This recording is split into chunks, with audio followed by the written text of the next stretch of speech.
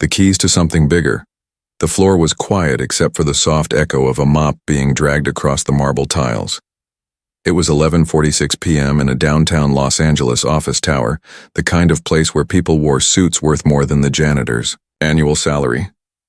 But tonight, that janitor kept working, humming softly to himself under the glow of cold fluorescent lights. His name was Samuel, and he moved with tired grace, worn shoes squeaking slightly as he pushed his mop down the hallway of the 33rd floor. Samuel was in his early 50s. Life had worn him thin. His eyes were kind, but tired. Every night, he cleaned these glossy offices, picking up after people who barely saw him. He never complained, though. Not once. He'd say, "Hard work never broke a man. Quitting did." He didn't know that someone was watching him that night, someone unexpected. Keanu Reeves had stayed late in the building for a quiet meeting with a director. The meeting had ended earlier, but he stayed behind to make some calls, looking over scripts in a rented office space. He liked quiet places. He liked silence more than fame. As he walked out into the hallway to leave, he saw Samuel mopping near the elevator. The man's back was bent, and he looked like he'd been working that same hallway for decades. Keanu paused. Most people would have walked right past him, but not Keanu. He walked over and smiled, that soft kind of smile that made people feel seen. "Hey," he said gently. "You work hard, don't you?" Samuel looked up surprised. He blinked for a moment, then chuckled. "Well, somebody's got to clean this place. Can't have rich folks slip in on spilled coffee." Keanu laughed. "Fair enough." He extended a hand. "I'm Keanu." Samuel took the hand, chuckling again. "Samuel, I know who you are. My daughter got a big crush on you since The Matrix. I told her you probably don't even know janitors like me exist." Keanu tilted his head, thoughtful. "Well, I do now." They stood in silence for a moment. There was something raw in the air, something real. Keanu noticed the old lunchbox tucked behind Samuel's cleaning cart. A photograph of a young girl was taped on the side, faded and wrinkled. "Your daughter?" Keanu asked. "Yeah," Samuel said with pride. "That's Mia. She's 16 now, smart as a whip. Wants to go to college, become a teacher. Don't know how I'm going to pay for that yet, but I pray on it." Keanu nodded slowly. "I respect that." Then came the sound of thunder. It had started raining outside, not the soft kind, but heavy, angry rain. "Guess I'll be walking again tonight," Samuel mumbled to himself, almost too softly for Keanu to hear. "You don't drive?" Keanu asked. Samuel gave a tired grin. "Car broke down 3 months ago. Can't afford to fix it. Buses don't run this late. I walked 2 miles to get here, 3 to get home." Keanu's eyes narrowed a little, not with judgment, but with a kind of quiet disbelief. "That's every night?" he asked. Samuel nodded and looked down at his mop bucket. "Every night." Keanu didn't speak for a moment, but something changed in his face, something settled in his heart. "Do you like cars?" he asked. Samuel laughed. "What kind of question is that?" "Of course I like cars, especially ones that run." Keanu smiled again. "What if I told you I could help with that?" Samuel raised an eyebrow. "Man, are you serious? This a prank or something?" Keanu shook his head. "No prank. Come by this address tomorrow after your shift. Just trust me." He pulled a small card from his wallet and wrote down an address. "It's a dealership. My friend owns it. Tell him I sent you." Samuel took the card slowly, as if it might disappear, in his hand. "I can't accept that," he said softly. "I don't take handouts." Keanu stepped forward. "This isn't a handout. This is respect. And maybe it's a thank you. Not just from me, but from the hundreds of people in this building who step over your work every day and never say thank you. Let me do this." Samuel looked away for a long time. When he looked back, his eyes were wet, but he nodded. "All right, I'll come." That night, he didn't walk home. Keanu insisted his driver take Samuel home safely. They rode in silence most of the way, with Samuel looking out the window like he was dreaming. The next morning, Samuel's co-workers noticed he looked different. Not younger, but lighter.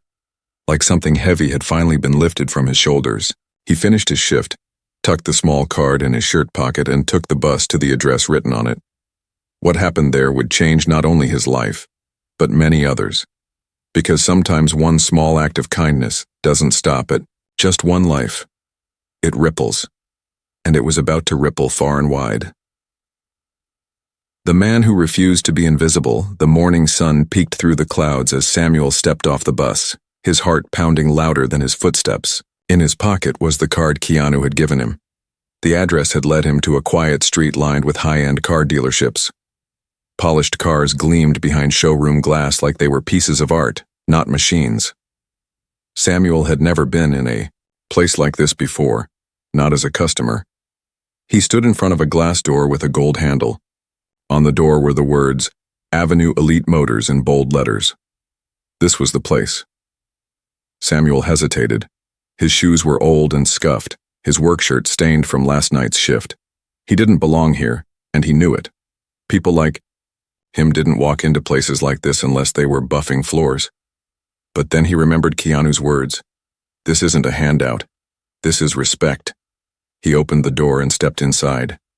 Cool air brushed against his face. A young receptionist looked up from her desk, blinking in surprise. Can I help you, sir?" she asked, clearly unsure. Samuel pulled out the card and handed it to her. "Keanu Reeves told me to come here. Said someone named Josh would know what to do." Her eyes widened. She stood up quickly and picked up a phone. 1 second. Within a minute, a tall man in a gray blazer appeared from the back room. His hair was slicked, his watch looked expensive, and his smile was wide and smooth. "You must be Samuel," he said warmly. "Keanu called me late last night. Said I'd be meeting someone important today." Samuel chuckled nervously. "Important? I'm just a janitor." Josh stepped forward and shook his hand. "Not today, you're not." He led Samuel through the showroom. Everywhere he looked, there were sleek cars in colors he'd never imagined owning. Deep red, shiny black, pearl, white. Each had a price tag that could pay his rent for 3 years. "Now I know this might be overwhelming," Josh said. But Keanu left very clear instructions. He said, "Give Samuel the car he likes, not the cheapest. The one that makes him feel free." Samuel stared at him, stunned. "He said that?" "Word for word," Josh replied. "He even paid in advance. It's all taken care of." Samuel's mouth opened, but no words came out. His hands trembled as he slowly walked between the cars, touching their hoods like they were sacred. And then, in the corner of the room, he saw it, a 2016 Honda Civic. It wasn't the most expensive car there, not by a long shot, but it was clean, strong, and familiar. It was the kind of car a working man could love. Samuel pointed. "That one." Josh smiled. "Great choice." 30 minutes later, the keys were in his hand. No hidden papers, no tricks, no monthly payments. Just keys. As Samuel sat behind the wheel, his fingers gripping the leather, his eyes filled with tears, he didn't cry often, not in front of people. But this was different. "I don't know how to thank him," he whispered. "Maybe you don't have to," Josh said gently. "Maybe just live well. Maybe that's enough." But Samuel wasn't the kind of man to just accept a gift and move on. That night, after taking his daughter Mia for a long drive around the city and surprising her with the new car, he sat on their apartment balcony with a notebook. He began to write. He wrote about gratitude, about unseen people, about the ones who mop floors and serve coffee and fix broken pipes but never get thanked. He wrote a letter to Keanu, a long one. But he also wrote something else. A story. A blog post. He didn't know much about the internet, but Mia helped him post it. She titled it, "The Man Who Saw the Janitor." They didn't expect anyone to read it. By morning, it had been shared over 50,000 times. By the end of the week, that number had grown to over 1 million. People left comments, saying it made them cry, made them call their dads, made them thank the night shift worker at the grocery store. News outlets picked it up. Interviews were requested. And suddenly Samuel found himself being invited to speak on podcasts to share his story. Not because he was famous, but because he was real. And through it all, he remained humble. But then something strange started happening. One night at work, Samuel walked into the break room and found a younger janitor crying softly. "Hey," Samuel said. "What's going on?" The young man looked up, eyes swollen. "My mom needs surgery. I don't got the money. They're kicking her out of the hospital." Samuel didn't hesitate. He pulled out his phone, opened a fundraising app Mia had taught him to use, and set up a campaign. He posted one photo of the young man and shared it with the caption, "Let's help him like I was helped." Within 24 hours, the goal was reached. That's when Samuel realized something. This wasn't just about him anymore. It was bigger. People didn't just want to hear a good story. They wanted to be part of one. And so, the Janitor Project was born. Samuel and Mia began helping other unseen workers across the city. Cooks, doormen, cleaning ladies, dishwashers. They used their small platform to raise money, one story at a time. One act of kindness. Every week. But the more it grew, the more questions came in. Who really started all this? People asked. Samuel always gave the same answer. A quiet man with a kind heart and no camera. But Keanu, he wasn't done. He was watching. And he had something even bigger in mind. Something that would shake the city and touch the world. The spark that lit the city, it started with a soft knock on the apartment door at 6:42 a.m. Samuel wasn't even dressed yet. He opened the door in an old house shirt, rubbing sleep from his eyes. Outside stood a man in a dark cap and sunglasses. Quiet. Still. Familiar. "You're supposed to be in a movie," Samuel whispered. Keanu smiled. "I'm supposed to be a lot of things." Samuel stepped aside, stunned. Keanu entered the small apartment, looking around at the cozy living room. Pictures of Mia on the walls, a stack of thank you cards on the table, a half-used can of furniture polish by the shelf. "You've done something powerful here," Keanu said, sitting down. "This Janitor project of yours. It's real. It's honest. The world doesn't have enough of that anymore." Samuel shrugged. "I didn't plan for any of this. I just wanted to give back." "And that's exactly why it matters," Keanu replied. "Because you didn't try to make it about you. But maybe now, maybe we make it bigger. Together." Samuel sat across from him, heart pounding. "What do you mean?" Keanu reached into a leather bag and pulled out a thick folder. He laid it on the table and opened it. Inside were plans, sketches, logos, business models, documents that looked official, pages and pages of them. "I want to build a foundation," Keanu said, "one that changes lives from the bottom up, and I want you to be the face of it." Samuel blinked. "Me?" "Yes.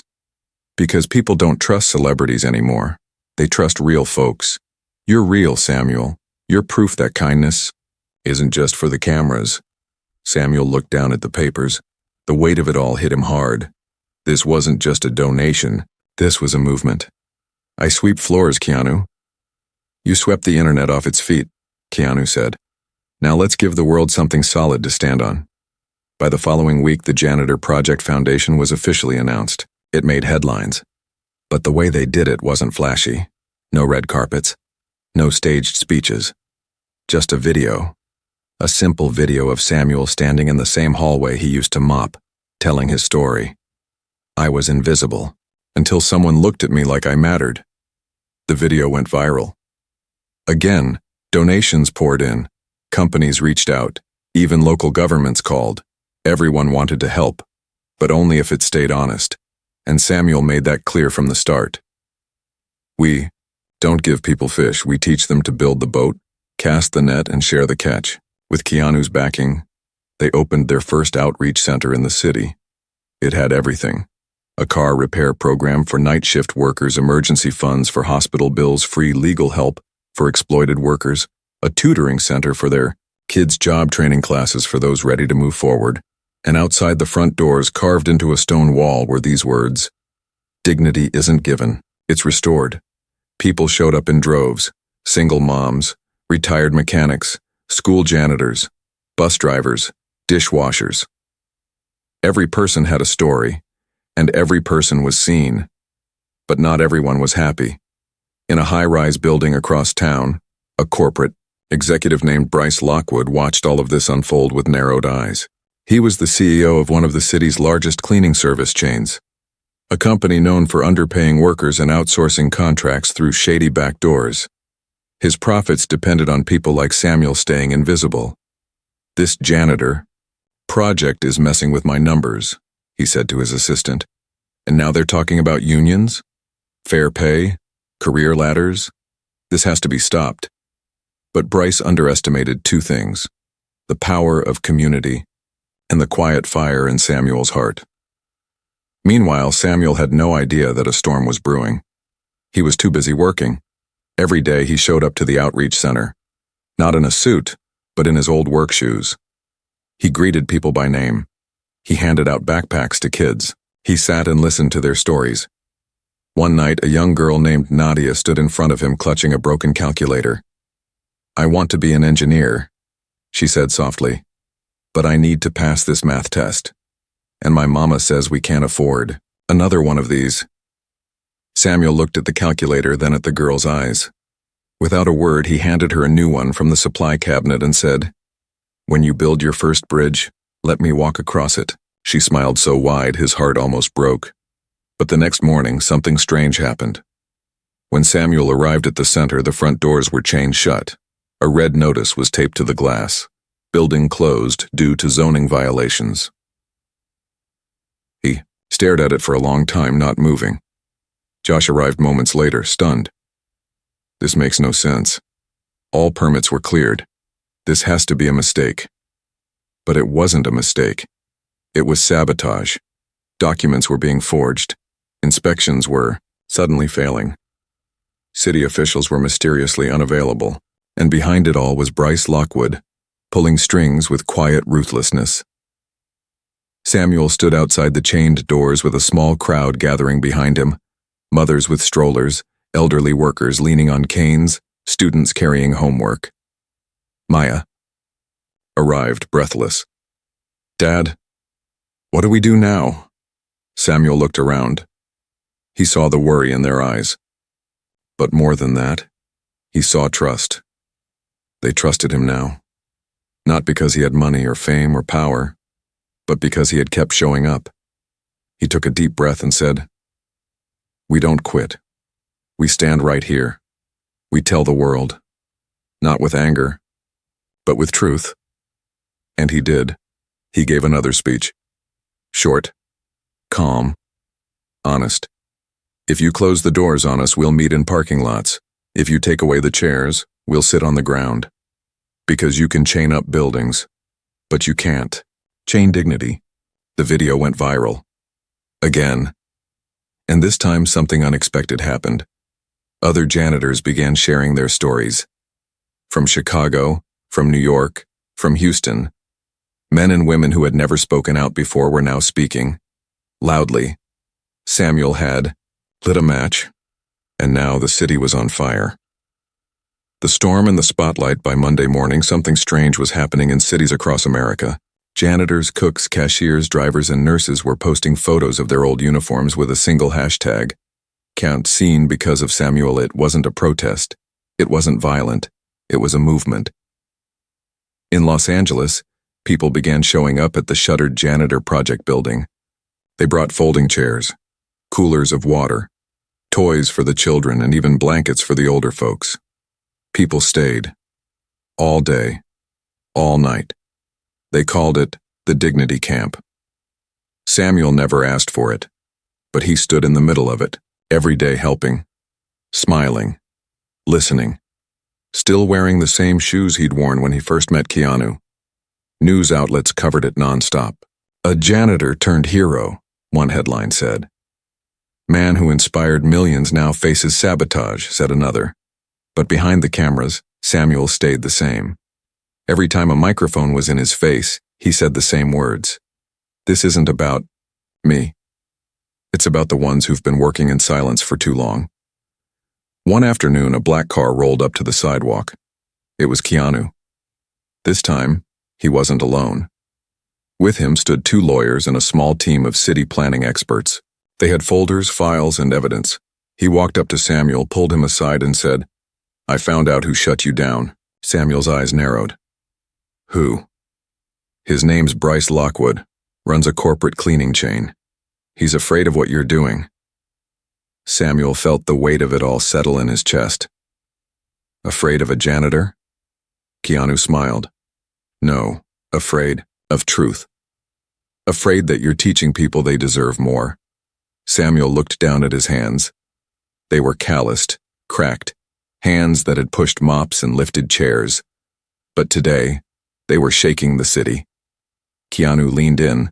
"I've hired the best legal team in the state. We're going to fight this publicly, legally, and I want you by my side." Samuel paused, then nodded. "All right, but not for me, for them." The next day, a press conference was held just outside the locked center. Reporters crowded in as Keanu stood at the mic, papers in hand. Samuel stood beside him, quiet but strong. "Today," Keanu began, "we're announcing legal action against city officials who wrongfully closed the Janitor project facility." This was not a mistake. It was a targeted attack against workers trying to rise. Cameras flashed. Reporters shouted questions. But Keanu held up a hand. "We have the proof. We have the voices. And most importantly, we have the people." When it was Samuel's turn to speak, he stepped to the microphone slowly. He looked out at the crowd. He saw nurses in scrubs, teens holding signs, a mother holding her sleeping toddler. He cleared his throat. "I was never trained to give speeches. I was trained to clean what was left behind." He paused. "But here's the thing. People ain't trash. They're not messes to be mopped away. They deserve more. They deserve to be seen." He looked straight into the cameras. "You can shut our doors, but we'll open hearts." Thunderous applause followed. And as the news broadcasted live, even more people joined the cause. From across the country, volunteers offered to help rebuild the foundation elsewhere, donate land, buildings, support. And then came the twist no one saw coming. Bryce Lockwood, the man behind the sabotage, was secretly recorded on a conference call saying, "If these janitors want a war, I'll crush them with the money they don't have." The audio leaked, and the internet exploded. His company lost half its contracts in 3 days. Partners pulled out. Workers began resigning in protest. And finally, under pressure, Bryce was forced to make a public statement. But it was too late. Because the Janitor project wasn't just back, it was bigger than ever. With the help of donations and support from public figures, Samuel reopened 3 new outreach centers within the month, one in Los Angeles, one in Detroit, and one in Atlanta. Each center had the same sign above the door: "Dignity lives here." But success brought another challenge. Samuel had always been behind the scenes, humble, quiet. But now people wanted him on stages. They wanted him to speak at conferences, give talks, be in magazines. And one night, while watching the news, Mia turned to him and said, "Daddy, do you like all this attention?" Samuel thought for a long time before answering. "Not really, but I like what it's doing. It's waking people up." "You think it'll last?" He looked at her and smiled. "Only if people like you carry it forward." But there was something he hadn't told anyone. Something personal. His body had been hurting more lately. Headaches, chest pain, and one evening, after helping a single mom find emergency housing, he collapsed behind the center. Keanu rushed to the hospital that night. Doctors said it was exhaustion, maybe more. They ran tests, scans, blood work. When Samuel opened his eyes, Keanu was there, sitting beside him, looking pale. Samuel tried to smile. "Guess even the strong get tired." Keanu's voice was quiet. "They said your heart's been under strain for years. You never stopped moving?" "Couldn't afford to," Samuel said. "Not when so many others needed help." Keanu gripped his hand. "You're not alone anymore, Samuel. Let us carry it for a while." Outside the hospital, people gathered, again. Candles lit up the sidewalks. Workers held up signs that read, "Rest, Samuel, we've got this now." But the world didn't know. Something far greater was about to happen. Something beyond any story. Something that would make history. The janitor's march. The hospital room was quiet except for the soft beeping of the heart monitor. Outside, rain tapped gently against the windows. Samuel lay in bed, a thin blanket over his legs, staring at the ceiling with tired eyes. He hated being still. He had spent his whole life moving, working, helping, fixing, lifting, but now even breathing felt heavy. Mia sat beside him, holding his hand, her thumb gently tracing his skin. Keanu stood by the window, arms folded, his face set in a deep, kind of worry. "You'll be all right, Dad," Mia whispered. Samuel turned his head slightly. "I just need a few more days." But the doctors were clear. Rest wasn't a suggestion. It was a warning. His heart had been pushed too far for too long. If he didn't slow down, it might stop. Forever. Keanu finally turned around. "You need to let us help now." Samuel gave a weak smile. "You already have." But deep inside, he wasn't worried about himself.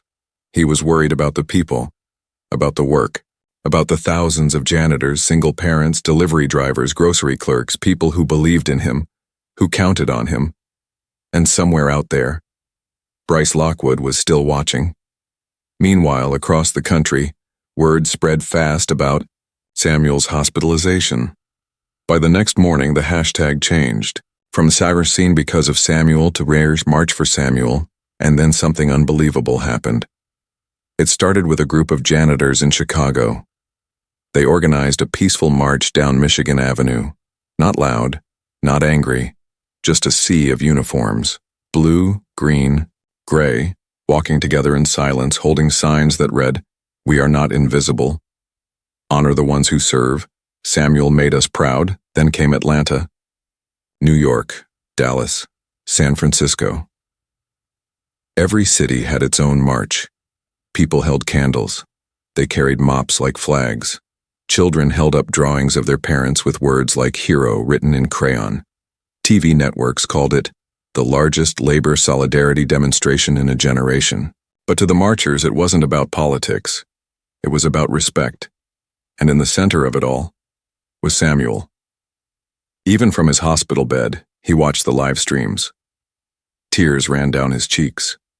Mia showed him videos from strangers around the world. A train conductor in Japan saluting a janitor, a chef in Italy wearing a shirt that said, "I mop with Samuel." A group of school kids in Kenya singing a song they wrote about dignity.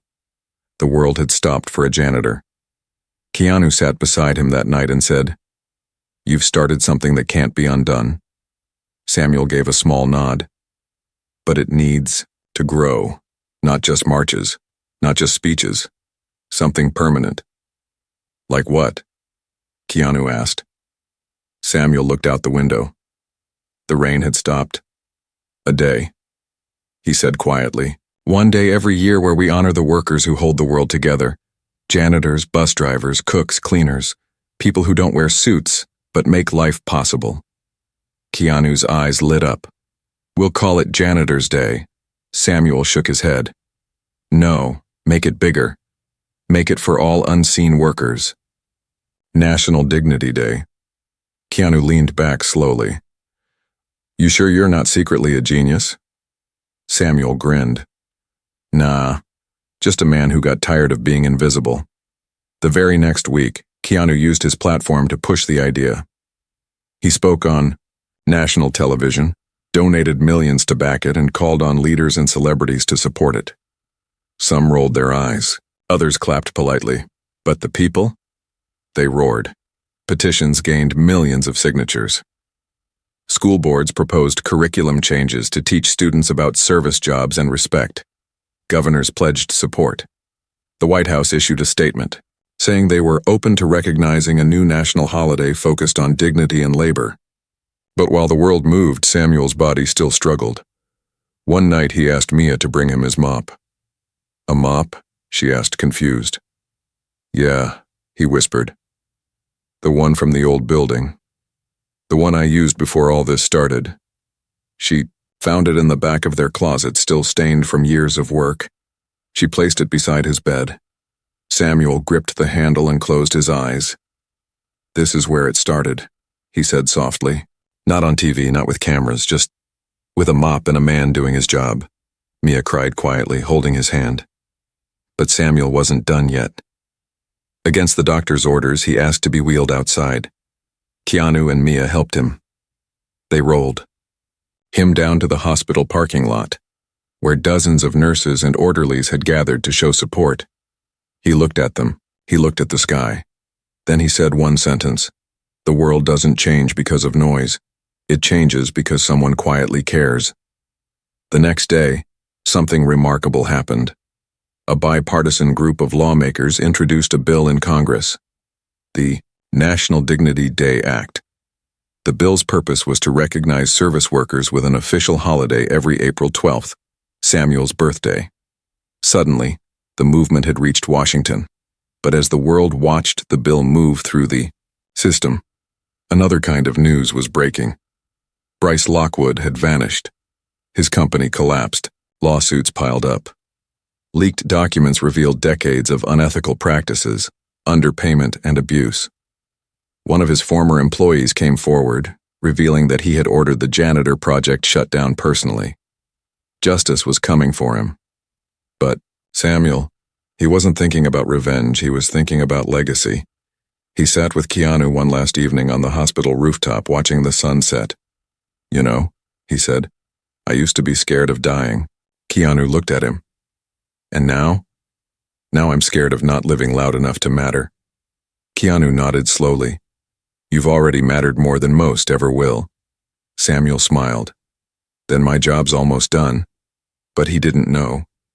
What was coming next would be the most beautiful surprise of his life. The final key: it was a quiet morning.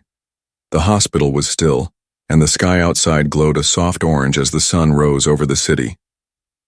Inside room 408, Samuel was resting, a light breeze drifting through the slightly opened window. His hand was wrapped gently in Mia's. She had stayed the night, refusing to leave his side. On the table beside them was the old mop handle, propped up like a monument. Samuel opened his eyes slowly. Mia stirred. "You okay, Daddy?" He nodded weakly. "Just thinking." "About what?" Samuel looked at her, his voice a whisper. "How strange it is that I had to get sick before the world started listening." Mia leaned closer. "You didn't get sick, Daddy. You just gave everything, and people finally saw it." A knock came at the door. Keanu stepped in, holding a small velvet box in his hand. Behind him stood a nurse, wiping her eyes. "Morning," Keanu said softly. "Got something for you." Samuel sat up a little with Mia's help. "More surprises?" "Just one," Keanu said, placing the box in Samuel's lap. Samuel opened it slowly. Inside was a custom-made key. It wasn't a car key or a house key, but something symbolic. On the head of the key were engraved words, "To every door you opened for others." Samuel's eyes filled with tears. "This key," Keanu said, "is yours. But today it becomes part of something greater." He handed Samuel a small stack of papers. The top page read, "The Samuel Thompson Dignity Center, Groundbreaking Ceremony." Samuel stared, speechless. "We bought the land 2 blocks from where you used to work," Keanu explained. "We're building the biggest dignity center in the country. Housing, education, free clinics, job support, all under one roof. Named after you." Samuel blinked away the tears. "I don't know what to say." Keanu smiled. "Say you'll cut the ribbon when it opens." Samuel laughed softly. "I'll try not to pass out on stage." The room filled with warm laughter. Even the nurse giggled behind her mask. But then the nurse stepped forward, holding a small envelope. "Mr. Thompson," she said, "there's one more thing. It came in the mail this morning, from the White House." Samuel's brows raised. "You joking?" "No, sir." He opened it slowly. Inside was a formal letter signed by the president himself. "On April 12th, from this year forward, the United States of America will honor National Dignity Day, a tribute to all unseen workers, inspired by the life of Samuel Thompson. He couldn't read the rest. His hands trembled too much. Mia read it for him while he wiped his eyes. It wasn't a dream. The janitor's march had reached the highest floor in the nation. By that evening, people all around the country were preparing for the first Dignity Day. Kids made thank you cards for cafeteria workers. City buses carried signs that read, "We see you." Even airlines announced they would give surprise bonuses to cleaning staff and ground workers in honor of the day. But the biggest moment came during a live televised broadcast. Keanu took the stage at the Dignity Center site, where construction was already beginning.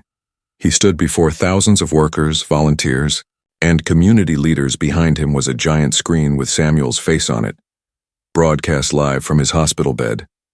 Keanu spoke calmly, his voice rich and clear. "Today, we celebrate a man who never chased power or fame. He chased something harder. He chased respect, and in doing so, he gave voice to millions." He turned toward the screen. "Samuel, we thank you." The crowd erupted in cheers. Back at the hospital, Samuel covered his mouth, overcome with emotion. A few minutes later, Mia leaned over and whispered, "They want you to say something."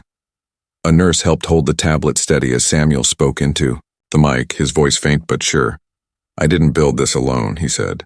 "It was built by every person who showed up when no one else would, by every hand that cleaned a floor, held a child, or stayed behind to finish the job no one wanted. This is for all of you." The cheers roared louder. The screen faded to a final image, a simple photo of Samuel, mop in hand, standing proudly in the hallway of that office building where it all began. Beneath the photo were the words, "The man who refused to be invisible." 2 days later, as birds chirped outside and morning sun filled the hospital room, Samuel closed his eyes one last time. He didn't look scared. He looked at peace, like a man who had completed his shift and knew his job had been done right. The world mourned, but more than that, the world changed. Today, schools teach about the dignity movement. Children know who Samuel Thompson was, and every April 12th, people across the globe take a moment to thank the workers who often go unseen. They leave thank you notes on trash bins. They shake hands with the janitor. They say the words most people never hear. "I see you, and I'm grateful." And in Los Angeles, inside the grand lobby of the Samuel Thompson Dignity Center, stands a glass case.